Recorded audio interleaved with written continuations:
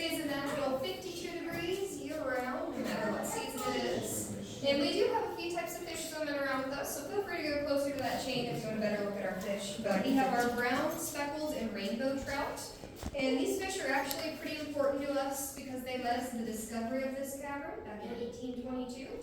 There were a couple local fishermen fishing in that stream right where you guys just came in, and they noticed some of these trout swimming in and out of a hole in our mountain, right next to where that door is now. They figured there had to be an ecosystem or something down here since the trout were coming and going. So one of those fishermen decided to dive down in that deep hole. He swam underground in the dark for about 5 or 6 feet until he finally came out on the other side and discovered these caverns. Now, hopefully we'll be able to see a couple more of these trout on our way back out. They usually don't go too much further than this next room since the water gets kind of shallow. But we're going to keep on heading right this way. Y'all just be sure to watch your heads because we have some low-hanging rocks as we go through these tunnels here.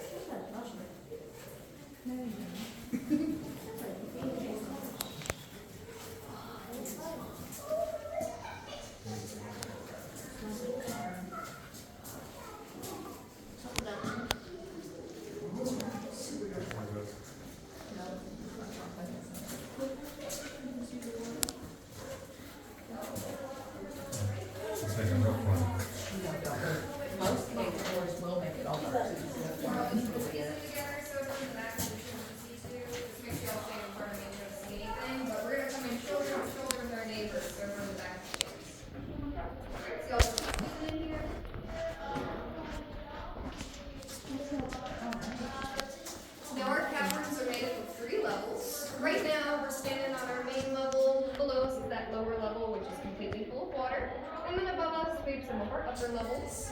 I have a pretty good example of one of those upper levels right up in front of us here. So y'all in the back, feel free to come in this front area by the chain if you want to get a better look. It's up high, so you won't block people's up here. But up here, we have what's known as our ballroom.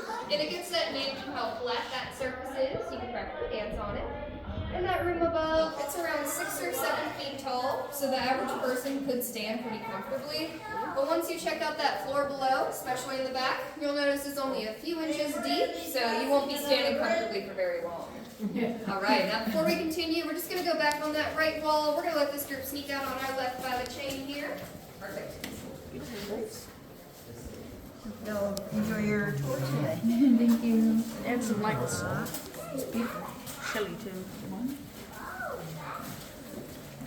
Next time you know we're in the Cavern, you gotta get some.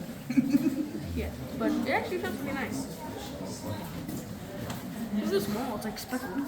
For the warm one, speckled.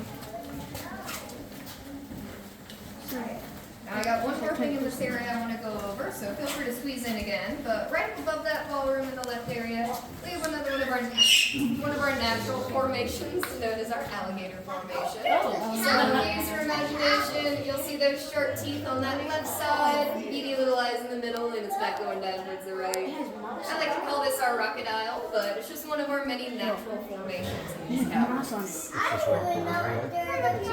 Oh, I see it now. Yeah. All right. Now, before we continue, we're all going to come over this left side by the chain, just because there's some low-hanging rocks on our right. I don't want to see them over their head. But I'll be sure to go slow for us on the floor in case anyone missed anything. I'll have a moment to check that out. Just make sure all chain takes care of it. Low-hanging rocks on our left as well. Ooh, 200. Careful.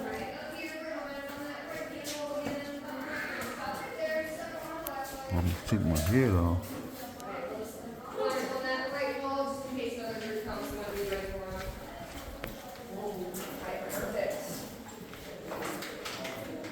Now, along with those trout, we do have plenty of other critters living down here with us. We have our cave spiders, crickets, salamanders, crawdads, centipedes, millipedes, beetles, and of course our bats. Now, we have 2 species of bats known to hibernate with us from October to April, but since it's late August, it's almost September, it's still a little more. We're not going to see any today, but I'll still tell you a little about them.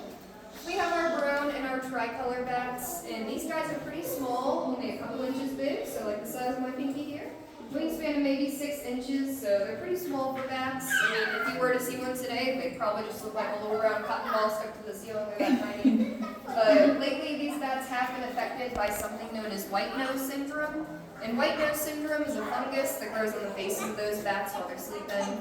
It's kind of like poison ivy, but it doesn't affect humans, pets, or livestock, just the bats. But it makes them wake up during that hibernation and use all that stored energy trying to clean and scratch themselves. They then go looking for food, but since it's the middle of the winter, it's just a bit too cold for them out there. Now, this fungus has about a 90% mortality rate, which means we used to get a few hundred bats in us each year, but now we're lucky to get maybe even 5 bats a season. So this is pretty widespread, covers quite a few continents, so there's not a lot we can do at a large scale, but we can do our own personal part, which is on our way out, we're just going to step on a mat that I'm going to spray with a solution of 10% bleach, 90% water, just in case we grabbed any of that fungus on our shoes while walking around in here. We just want to clean it off before it spreads much further and try and help out those future bats. On a lighter note though, right above us here we have our bat formation, so feel free to come away from that ball if you want to get a better look at it. But up here, if you use your imagination, you'll see its head in the middle, kind of like a little yellow fish, with its wings coming out on each side. This type of formation is what's known as flowstone, and flowstone is what happens when the water's flowing through the mountain. It's picking up minerals along the way, and with each water droplet coming through the ceiling, that's just another mineral being deposited or put down, one on top of each other in layers like that, slowly forming these formations. Now we're going to talk a lot about flowstone throughout this tour, so I'll be sure to bring up that term again. But we're going to keep on heading north this way here.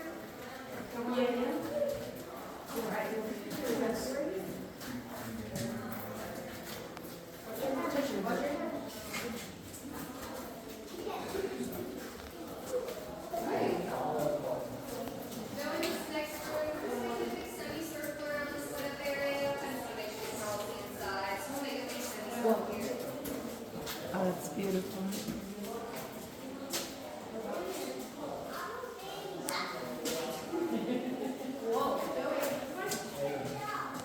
Alright, y'all.